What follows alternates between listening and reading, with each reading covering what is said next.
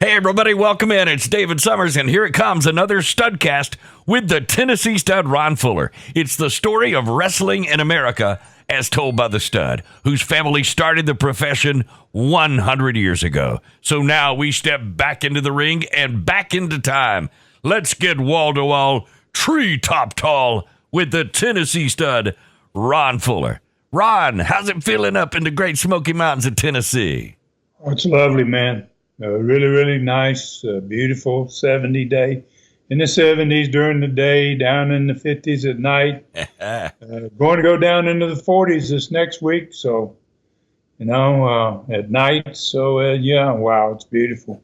True, I think leaves are going to start turning, my man. That's what's going to happen here in the next couple of weeks. Yeah, I bet that's going to be a beautiful sight too. And man, you're just living the dream right there in the summertime, in the mountains, in the wintertime, in the spring, and the fall. Hey, Stud, I tell you what, in the last Studcast, it was number 318. This is number 319. In the last one, though, you said that the next two Studcasts were going to be a little different. And I assume you were talking about your difficult decision of what to do next about the wrestling war in Tennessee and your two-territory operation that had been so hard to deal with in 1979. So I guess that's why this Studcast is titled Beginning of the End of a Horrible Year. Yeah, that's pretty much says it all right there, Dave. Obviously you're correct about that. And I think a little ride back in time would be a good way to get this Studcast started. Like I said, it's going to be a little different than what we normally do. And all this two-territory idea began in March of 1978 after we bought the old Gulf Coast Territory from Lee Fields and opened the second Southeastern Territory. And that's when Southeastern became the only territory operation in the National Wrestling Alliance.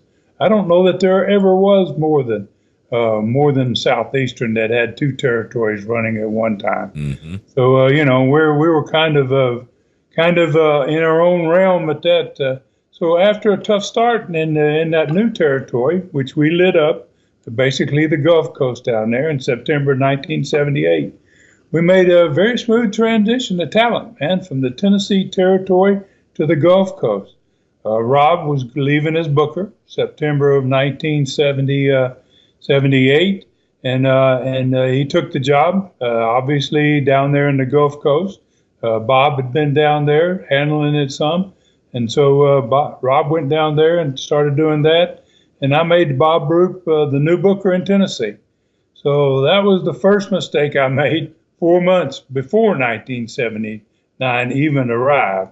So I guess I'm kind of responsible in a great deal of ways for my own shortcomings, I guess is a good way to put it. So, and Rob, as the new Gulf Coast Booker, he took some of, obviously, the best wrestlers in the world with him, man. The Mongolian Stomper went down there. Gorgeous George Jr. went down there.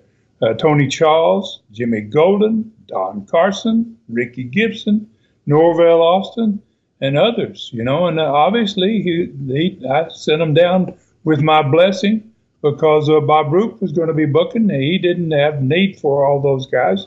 And Rob's going down there, starting with a new crew. So during this time in the fall of 1978, the Tennessee territory was still loaded, still had a great crew. And it was going to soon be adding Bob Armstrong and myself to that crew up in Tennessee. So basically, fall of 1978, both territories were on fire.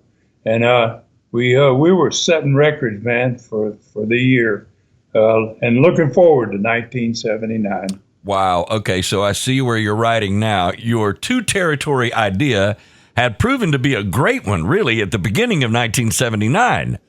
So it kind of snowballed and went in the wrong direction after that, right?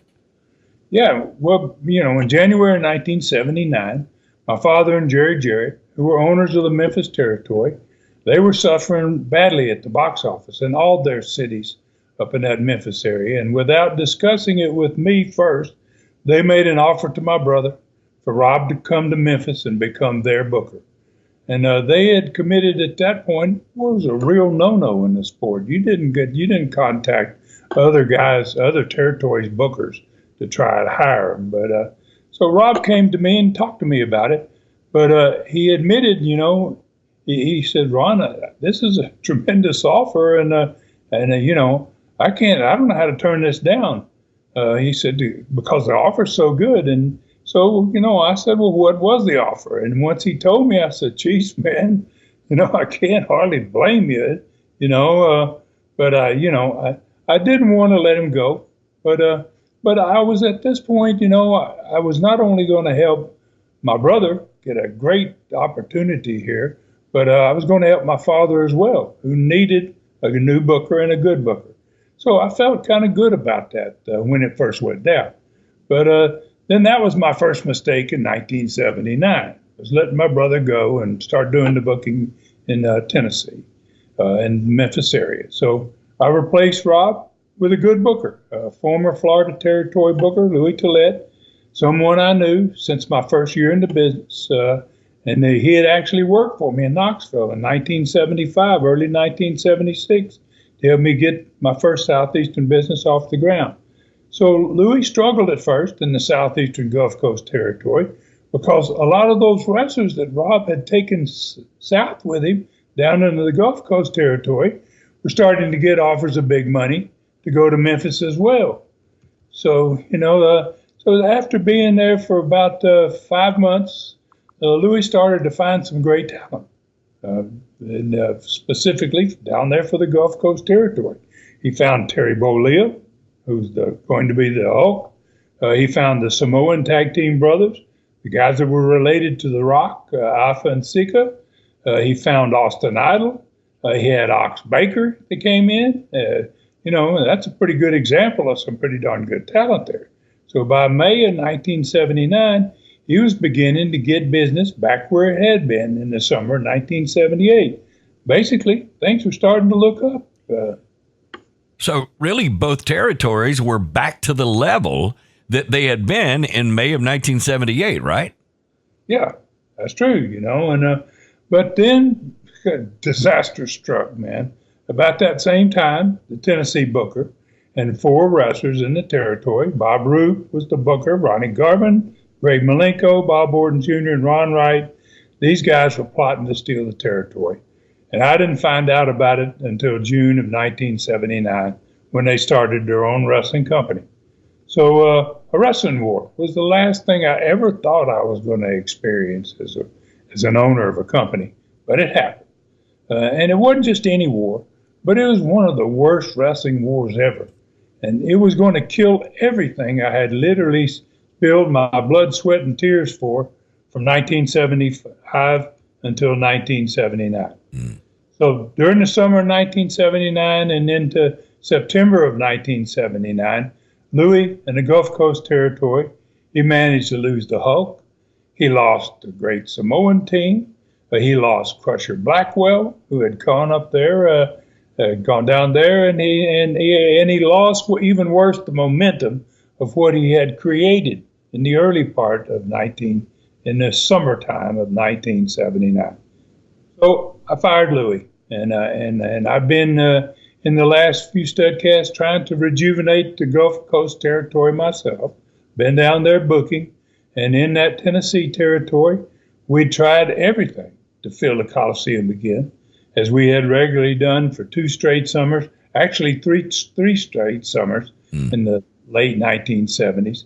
And we had better cards, I think, at this time frame than we had during that time frame. Mm-hmm. So obviously, because we weren't filling the building anymore, the war was kind of ruining it all.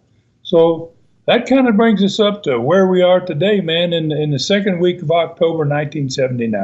That's a pretty sad picture that you painted, Ron, of how things got to where we are in October of 1979.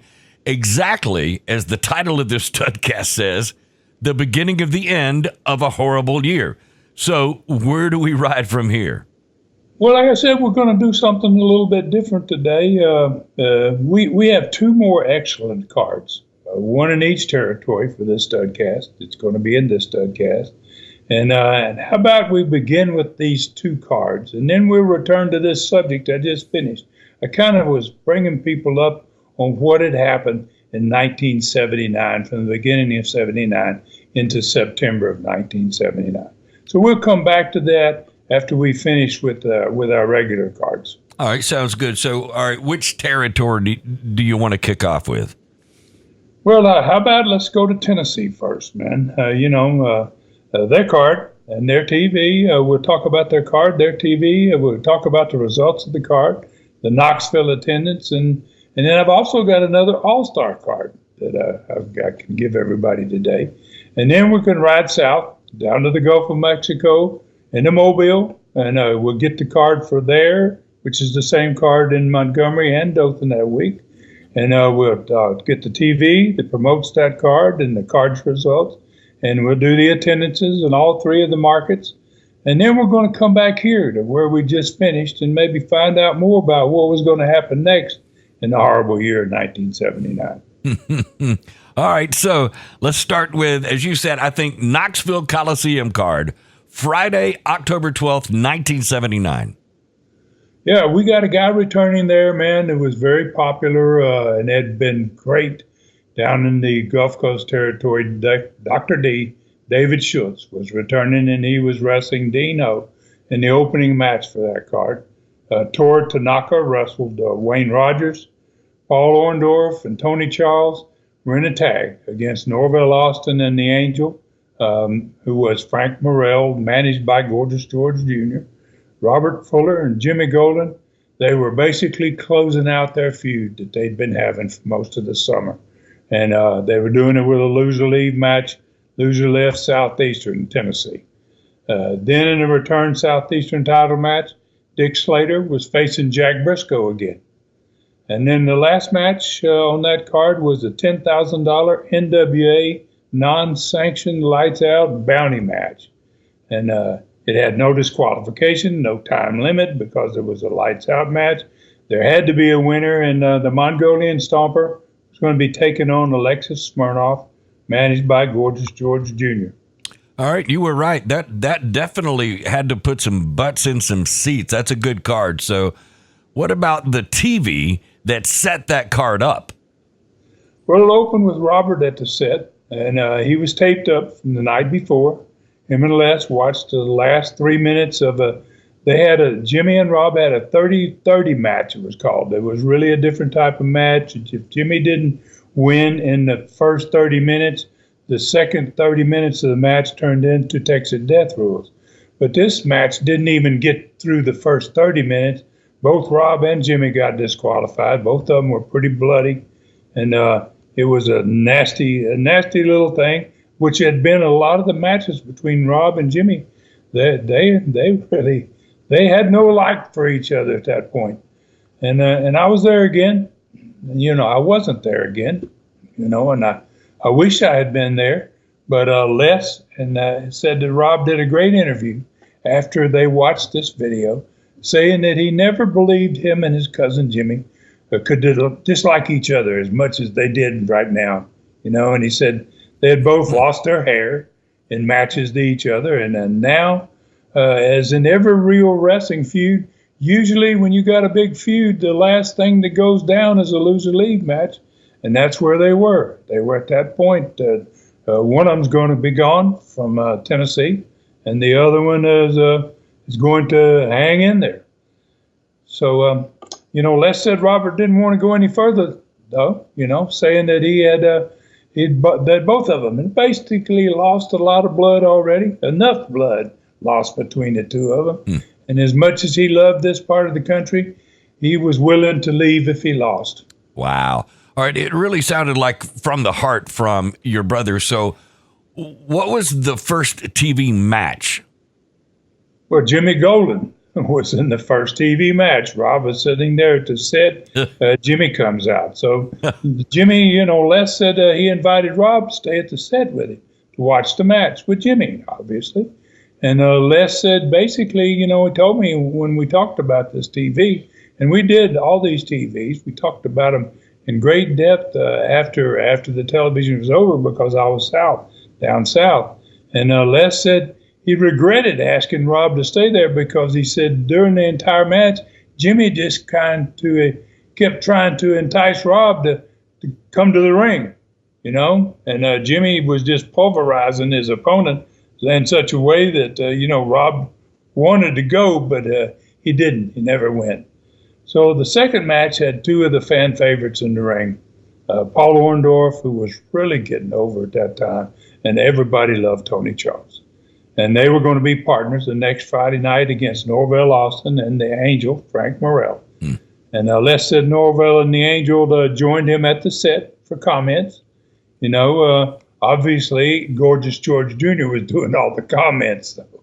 He was the mouthpiece for those two guys. So, and he said Norvell, during the course of these comments, never stopped complaining about how Tony Charles was avoiding him. And the week before, they had a United States Junior Heavyweight Championship match. There was a 30-minute time limit that went to the time limit, and that Tony kept refusing to give him another title shot. But, he kept telling Les, I'm going to get it. And this time, he says, when I get it the next time, it's going to be a no time limit match. So Les says he asked Norvell, how Norvell was going to make that happen. How are you going to do that exactly, Norvell? Mm-hmm. And so Norvell said, Les, he goes, me and the Angel here, we got a plan. And he said, I got a second Angel, Les. This is the one in the ring with me, but I got another Angel who's ready to help me get this championship match with Tony Charles. Wow. Okay. Time for the personality profile, right? Yeah, someone, someone that, who had never been live on the Southeastern television show before was on this profile. And that was the former NWA world champion, Jack Briscoe.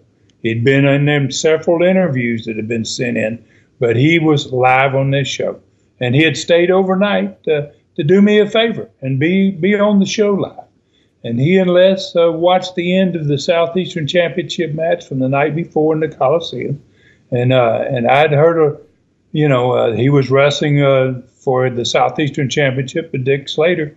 And I'd heard a lot of wrestlers that had told me Jack had become a darn good heel since he lost the NWA title. And Les confirmed that. He said, wow, he really was, Ron. He really changed. So Les said on the video from the night before, Jack tied Slater in the ropes. And when he tied him in the ropes, he busted his eye on purpose. And then the referee trying to untie him from the ropes, and Jack wouldn't let the referee untie him from the ropes, even threw the referee out of the ring, got disqualified. And then Les said Briscoe had a lot of heat with the studio audience. But all of those people came to the match the night before. They're in the studio, and they didn't like it for sure. And he said, and for Les said, Jack wasn't wasn't looking lost for words, man. He says, he told Les, he goes, here's my whole story, Les. It's pretty simple. He said, I'm going to regain my world title, and I'm here for only one thing, that Southeastern belt. Wow. To the point. That's how you do it. That's how I remember Jack Briscoe. Okay, so who was in the next TV match? Well, the Mongolian Stomper was in the ring next. But first, Gorgeous George Jr. and Alexis Smirnoff, they joined Les at the set, and they watched how Gigi and Smirnoff and Tora Tanaka had all three ganged up on the Stomper the night before at the end of his match. He was in the match with Smirnoff. Obviously, Tanaka came down to the ring. Gorgeous George got involved, and Gigi was extremely upset with Paul Orndorff, who Gigi said, came down and he said, Les, he stuck his nose into something that was none of his business, and he's going to pay for it.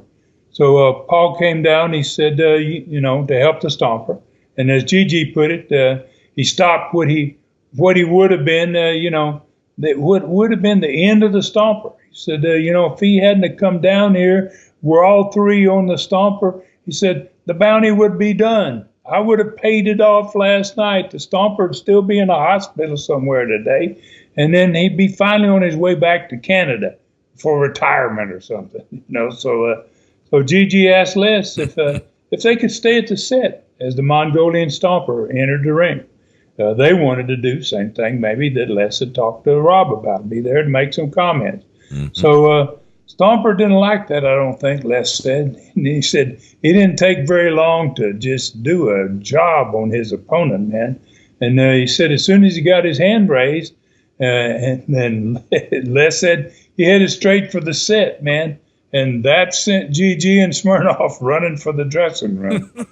So Stomper was at the set, so he went ahead and did his interview about the upcoming NWA non-sanctioned Lights Out match. Now, basically, he said, this is a perfect match, man, to end this battle with the Russian.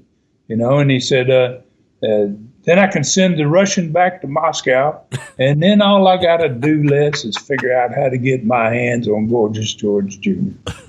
All right, it sounds like a fun but a pretty interesting TV show. So what was the last TV match?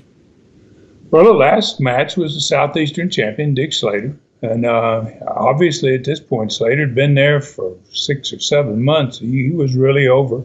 And I don't think he had lost the Southeastern Championship since he got the belt.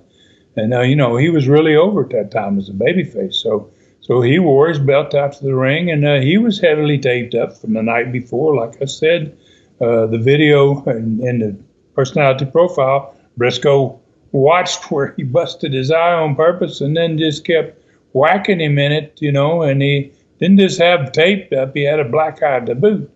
So Rob and Jimmy were, on that, in that same situation. They had been taped up in the show too. So there was a lot of stuff had gone on bad the night before, and a lot of bad blood out there.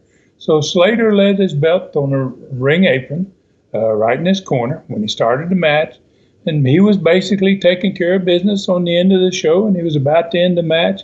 And he had his back turned to where Briscoe was standing in the second studio. Nobody could see him there.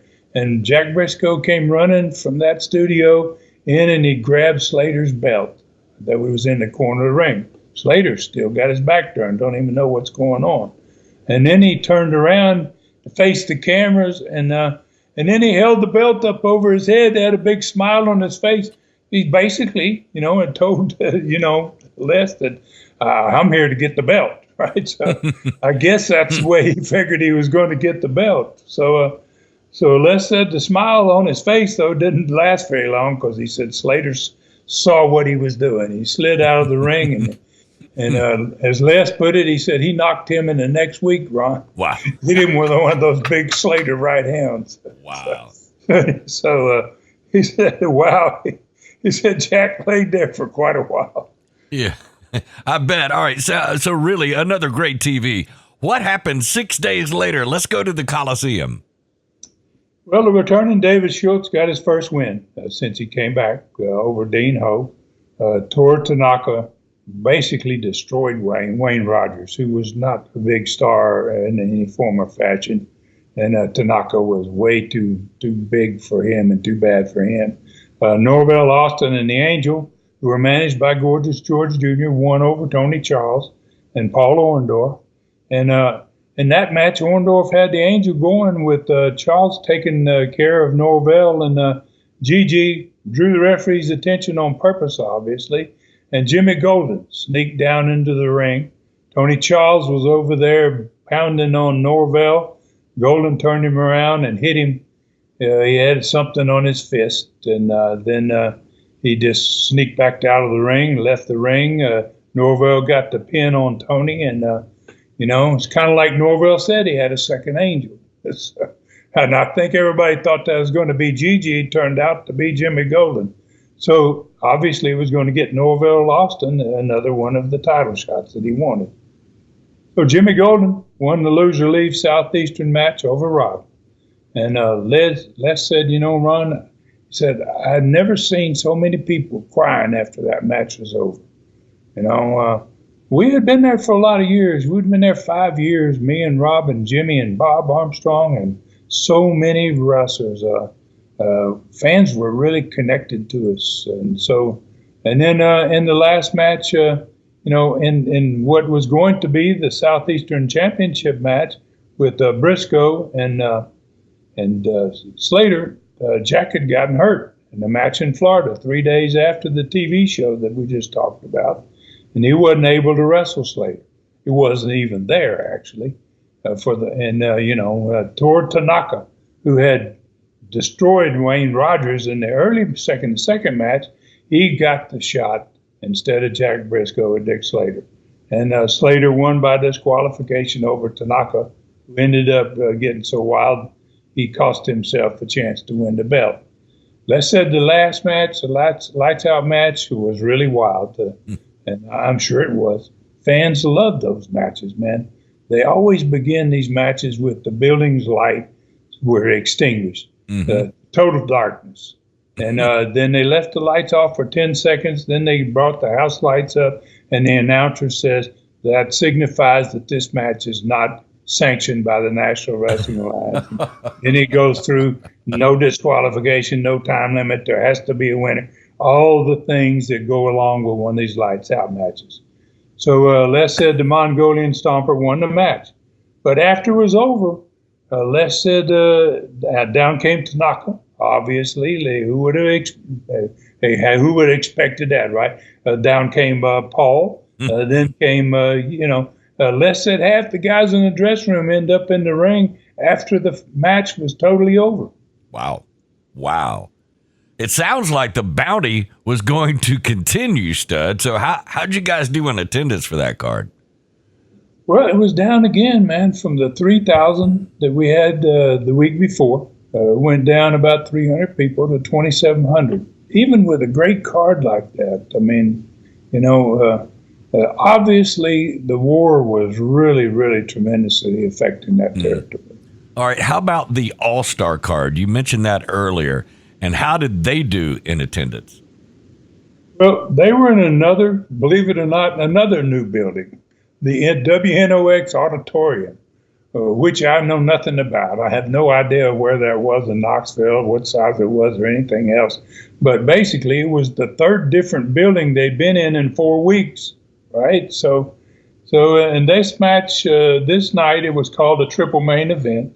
And the guy that went to look at the size of the houses gave me the cards and that type of stuff. And one of the triple main events was a hair versus hair match with Ronnie Garvin versus the great Malenko. And the first thing the guy says, he goes, Ron, he says, neither one of them got their hair cut. So there's another example of what was going on with this other group, that false advertising. They basically lied to the fans, and that didn't hurt just their business. It reflected on my business as well.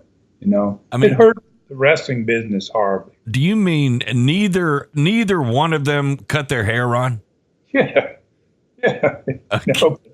I wasn't there, but that's what he told me, and then he said the next match was for the ICW title.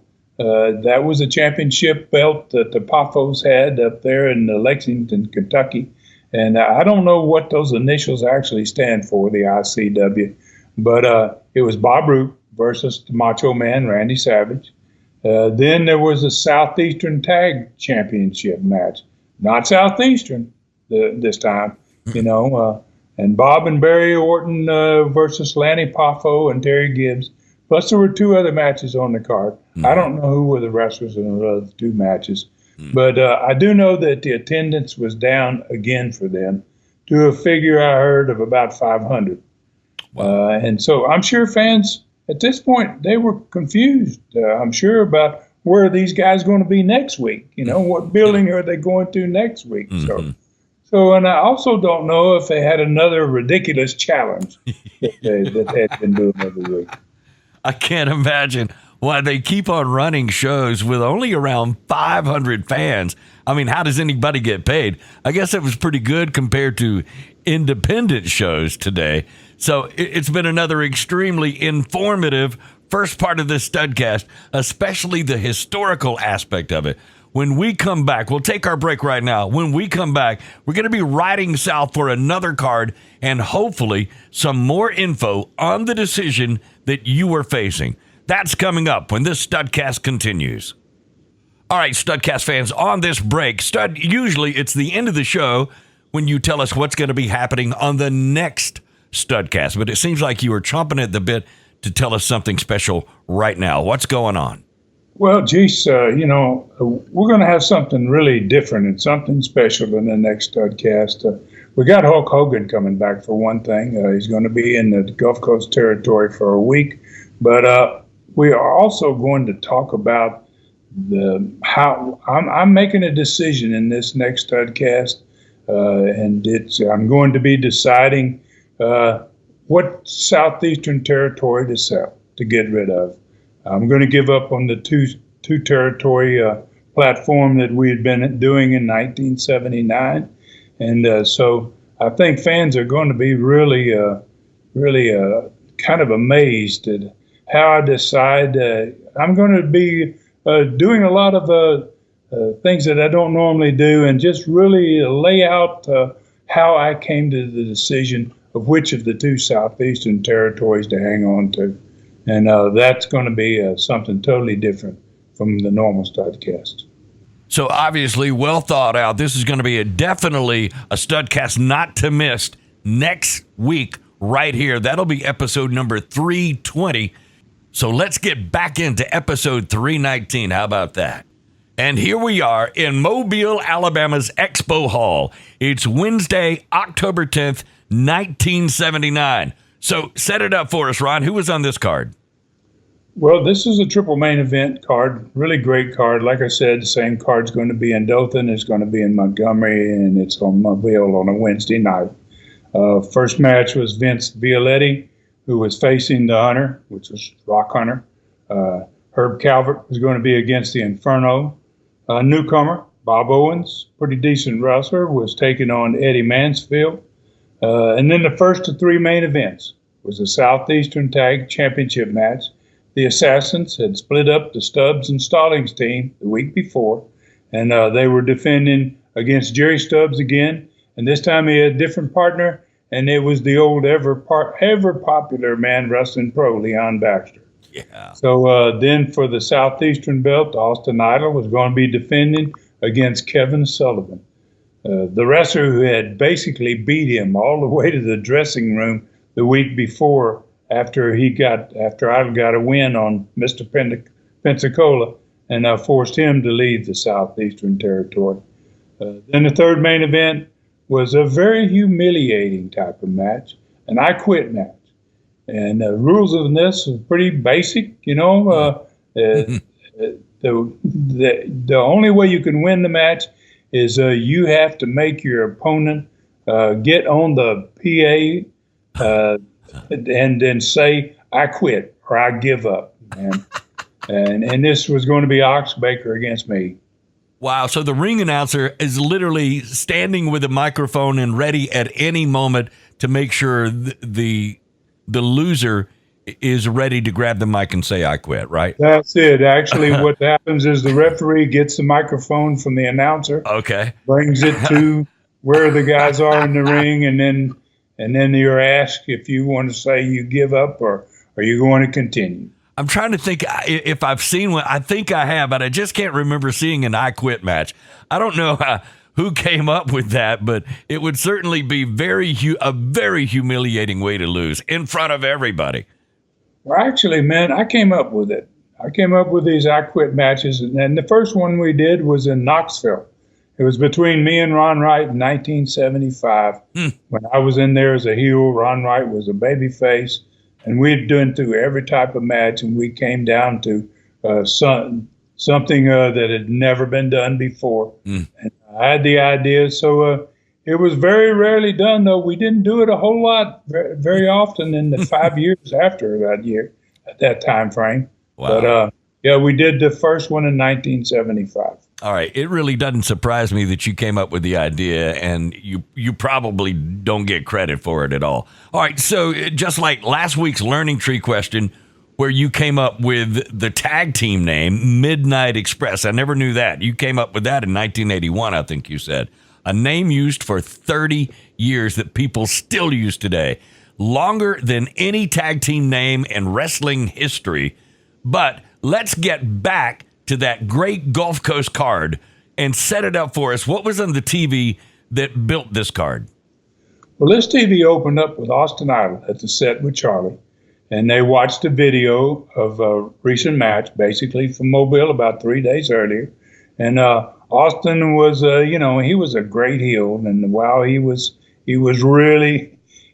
so proud and boastful, man, about what he had done since he came to Southeastern, all the guys that he had beat, and how no one, Charlie, is ever going to get this belt from me. And, and then he pushed Charlie, to hurry up and let me show everybody, how I ran the so-called Mr. Pensacola, who was nobody other than the real gladiator out of Southeastern for good in the loser leave match. So he was walking in tall cotton, I think is a good expression for it. He was really enjoying himself. And so they watched the last 3 minutes of the match from Mobile 3 days earlier. And Idol had complete control.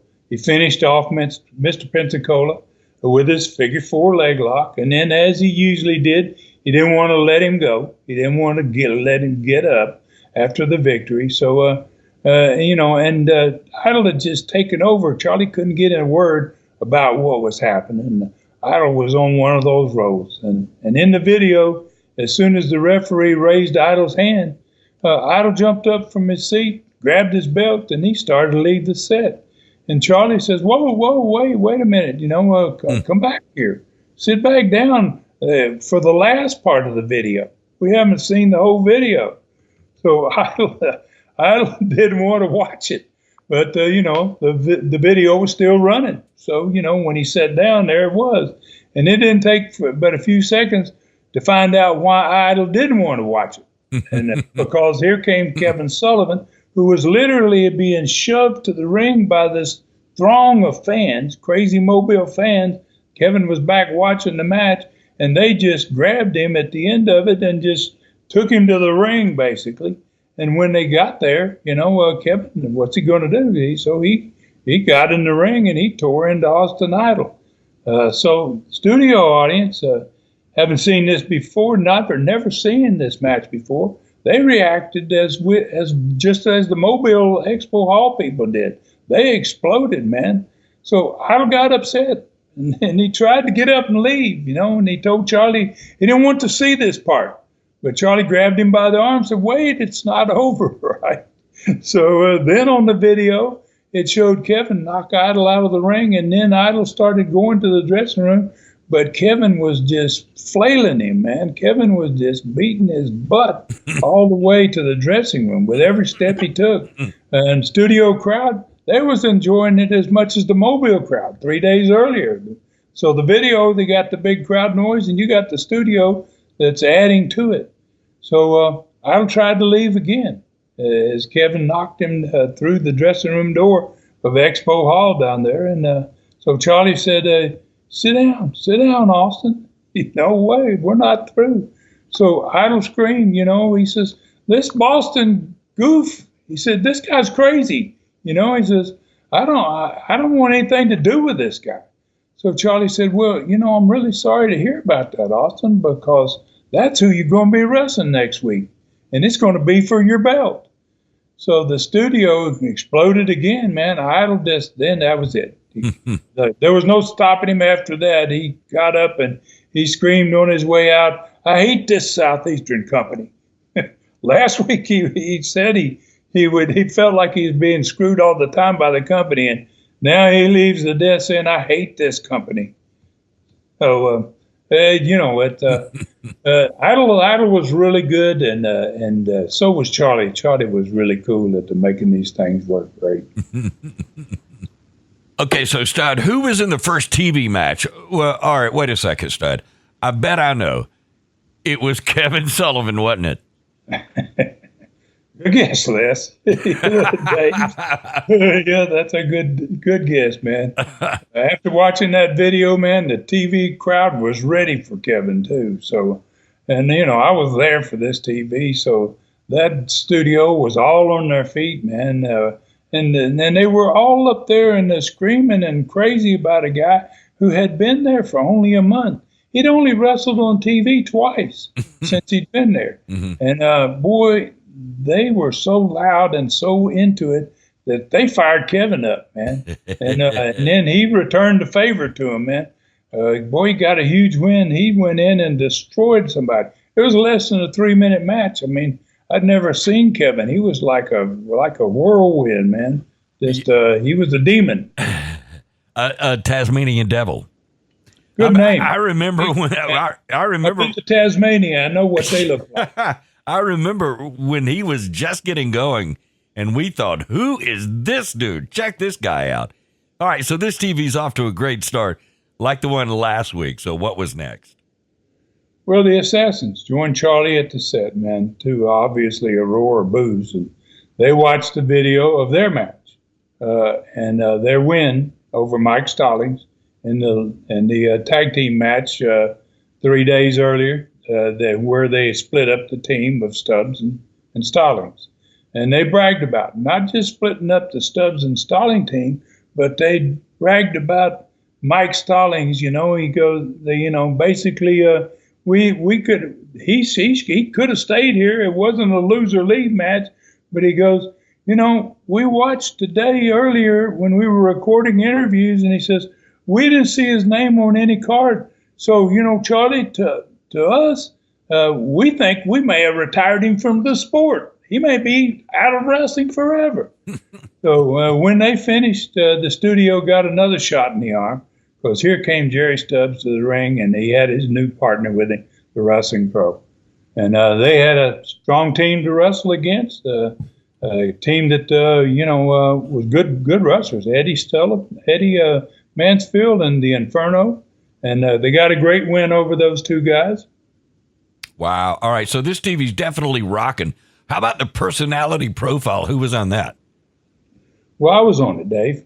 And Charlie and I watched the video of me beating Ox Baker in the Texas Death Match. And then after my hand was raised, it showed him hitting me I think it was the third time he had hit me with a hard punch, man, since I had been wrestling him.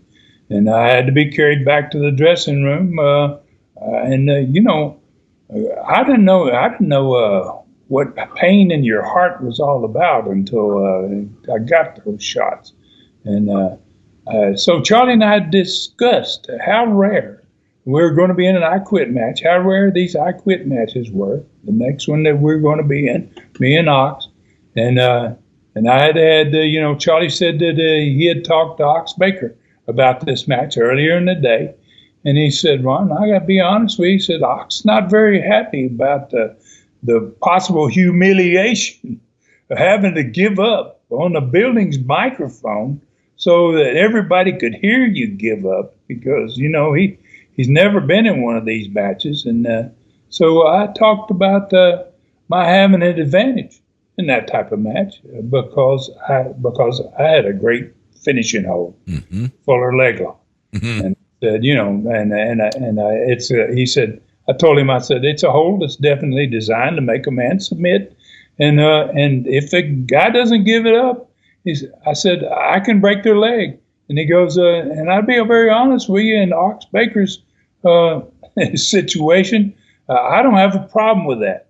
I said, because he is responsible for the death of my father's business partner and his wrestling partner, Ray Gunkel. Wow. Years ago. And I said, I have always wanted to get even for Ray with Ox Baker. Wow, that was going to be a very controversial match and a personal one for you, Ron. So who was next? Well, next was the very controversial Ox Baker, man. And he did his normal thing. Once he came out of the dressing room, he made everybody in the building uncomfortable as fast as he could. He spent almost as much time on the floor harassing the TV crowd as he'd spent in the ring. And I found out on this TV match that Heart Punch wasn't Ox's only finisher. I didn't realize Ox knew a wrestling hold, but other than his Heart Punch. And so because of the type of upcoming match we were in, I think he used the extremely painful hold to get a victory. And basically, I think he was making a statement to me. And so to get this hold, he wrist locked his opponent and he ran the guy's arm up his back. Then he slid his fist and his arm between the guy's arm and his back, and then he shoved it up as high as he could, man, to get it up as far up the guy's back as he could, his arm. Wow! And then that was enough. The guy was already screaming that he wanted to give right then, but he took it to a whole nother level. Then he turned his back to the guy's back, and he hoisted the guy up in the air. Wow! With his head was high above Ox's body, with all the guy's weight on his arm, man. Wow! You could have heard that guy scream in Georgia, which was about 10 miles from the television studio, right? So, like my Fuller leg lock, it looked like that he had the perfect hold to make somebody quit too, man. Yeah, like for an I Quit match, yeah. That sounds like an awful, painful hold, definitely. I'm kind of surprised Ox Baker knew something like that. I thought he was just brute force, clearly. All right, so how about the last match on this TV? Well, I was in the last match, and after watching his match, and to make a statement of my own, back to Ox, man, after seeing what he did, in my match, I had an opportunity to do just that. So I did something that I had never done before in any match, but I got the Fuller leg lock in a totally different way than usual. And I didn't grapevine the leg like I normally did and roll the opponent backward so that we both ended up on our back. But the easy way to get it and the best way to get it was I just stepped straight into the grapevine, facing the guy, stepped straight in the grapevine. I reached down, I got hold of his foot, and I fell straight back and yanked him down on his face. Wow. He went down face first. And it was a much easier way to get the hold. And I'm sure, man, watching that, it got Ox Baker's attention for the coming week. All right, so I'm learning a lot in this Studcast. No surprise at all. I never knew there was more than one way to get that Fuller leg lock really locked in, Ron. Well, Dave, if you were here, after we finish this Studcast, I'd show you how to do it. Oh no, I'm good. I appreciate the offer, but I don't think I'm ready for the I Quit match, and I'm pretty sure that it wouldn't last long enough to satisfy fans. 3, 2, 1, it's over. Okay, and I don't really need to do that hold. All right, so let's talk about the result of the upcoming card. Well, the Rock Hunter, beat Vince Violetti. Herb Calvert won over the Inferno. Eddie Mansfield got a win over Bob Owens. Kevin Sullivan surprised every major city in the territory because they all had the same card. And he got a victory, and he won the Southeastern Championship from Austin Idol. He became an instant star that week. The Assassins successfully defended the Southeastern Tag Belts against Jerry Stubbs and the Wrestling Pro. And this was going to be my last week in the Gulf Coast until the end of December of 1979. So obviously, Baker's going to be there. And so I put Ox Baker over, giving him, and he used the same hold on me that he did on the guy on TV. And he was going to be on top in that territory down there, and he was going to be carrying the heel load until the end of October of 1979. And actually, we're going to get a surprise visit from the Hulk, followed by Bob Armstrong. Wow, full of surprises today, Stud. The Hulk and Bob Armstrong coming back in the next 2 weeks. Well, I kind of let the cat out of the bag, Dave, on that one, and I'll talk about it a little bit later, about Hulk. So let's give everybody the attendances for the Gulf Coast territory this week. Yeah. Okay, every city was near the same as they were the week before. They were all good. They had been really good and growing every week for a month. Montgomery went from 3,600, only lost 100 fans, down to 35.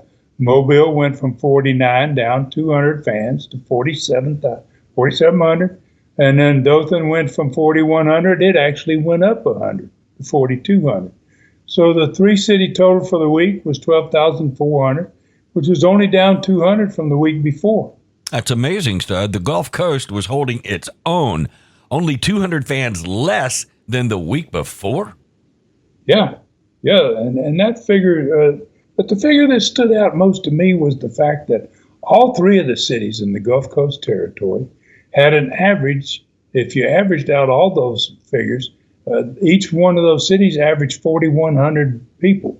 And the Knoxville crowd that we had earlier in this Studcast was 2,700. So Knoxville in the last 4 months basically had gone from being maybe the best city in both of the territories to being the worst of the four major cities. Okay, Ron, we've covered what happened in both territories in the second week of October 1979. So where do we ride now? Well, let's go back to where we started today. I think that's what I said I would like to do. So that's where I was recalling all the bad things that had happened so far in 1979. I'd basically gotten up to the second week in October of 1979, and which was after recently firing Louis Tillett as a booker in the Gulf Coast territory. He had lost the Hulk, which I mentioned, and the last week of July, he lost the Samoans. In the first week of September, he lost Crusher Blackwell. So all four of those wrestlers, they were basically irreplaceable. I mean, how do you replace a guy like the Hulk and these Samoan team and Crusher Blackwell? I mean, wow, these are great wrestlers, and he lost them. So it was extremely concerning to the rest of the crew when you have a booker that loses guys like that fast. They get a little antsy, man. They get concerned about where things are going. So there was another lingering problem with the firing of Louis. He had also brought in Dick Steinborn, the Gladiator, and he also made Dick the local promoter from Montgomery because Dick wore a mask to wrestle. He could go around and be a local promoter there and handle business on that part because nobody would realize who they're talking to, right? So he also brought in Herb Calvert, Pierre Bonnet, Vince Violetti, who was in this card, and others that had worked on the bottom of those cards. And most importantly, he had brought in Austin Idol. So these guys now had their own original booker had been fired, and they were all suspect. And when you fire a booker and he has brought in talent, the talent that's still there are a little suspect about how we going to be used now that Louis is gone, right? So firing a booker is much more of a risk than firing any wrestler because those wrestlers that the booker's brought in, they have a hard time feeling comfortable with another booker. They don't ever know how they're being perceived. They weren't brought in by him. They don't know how they're going to be handled by him. Right. So that's why every great booker had his own crew. And my father's a great example of that. Good bookers believed in certain wrestlers' ability to get over. And wherever they took them, if they got over in one territory, you took them to another, they're going to get over there. And the wrestlers had the same confidence in the booker. If he sells out one territory, he's going to sell out the next one. So in 1954, my father put together his first crew as a booker in the Gulf Coast territory down there. Same territory we've been talking about today. And his first crew was Mario Galento, Sputnik Monroe, my dad's uncle, Lester Welch, Don Fargo, Dick Dunn, Greg Peterson, Billy Wiggs, and Joe Scarpa, who is 20 years later going to be a star for Vince McMahon as Jay Strongbow in the WWF. Mm-hmm. So my father set his first territory on fire with these guys. And when he left the Gulf Coast in 1958, he took a lot of them with him to Memphis. We went from Mobile to Memphis. And Memphis was a dead territory. And he took those guys and set Memphis on fire. With basically the same crew that he had set the Gulf Coast on fire with. It worked in Mobile. It worked in Memphis. It worked 5 years later in Arizona. And 3 years after that in Atlanta. Same guys, same crews, same booker. So Louis didn't have a great crew like my father had. But, he did have the confidence of a few guys, obviously. Dick Steinborn, who I mentioned, was a great talent in more ways than one. He gave me a notice just 2 weeks before the Gulf Coast Guard we discussed today. He let me know that he was going to be leaving. I would have kept him, but he didn't know, he wasn't confident that I was going to take care of him like Louis did. So Austin Idol, because it was the first time I had booked Austin, and he had this relationship with Louis. Louis had brought him into the territory, and made a star at him, and he was concerned that he was going to have to leave the territory sooner than he wanted to. So it was just the way the business worked. There was no hard feelings either way between the booker and the wrestler. And Idol was going to be coming back, so he let me know he was going to be leaving the territory too pretty soon. And but I tell you what, when he comes back, he's going to come back in the early 1980s, and he's going to fall in love with it. And he's going to stay for years in Pensacola. He's going to make that his home for probably close to 20 years. Wow. I remember those years too. Really fascinating stuff, Stud. We've gotten a real wrestling education today. Hate to say it, but we're out of time for this one. I know you said earlier the next two Studcast are leading up to a huge decision for you about your future and the future of Southeastern wrestling. It's one Studcast down, one to go. So where will we be riding next week? Well, we were preempted from the TV in the Tennessee territory in the third week of October, 1979. And obviously, we'd been having smaller crowds than what I had anticipated we would ever draw anymore. And, and since we had no TV show to promote another card in the Coliseum, I decided not to run Knoxville that next week. So in this next Studcast, we're going to talk about the Gulf Coast territory. Like we did in this one. We won't be talking about the Tennessee territory, not the match part of it anyway. And I mentioned the Hulk earlier. I kind of let the cat out of the bag.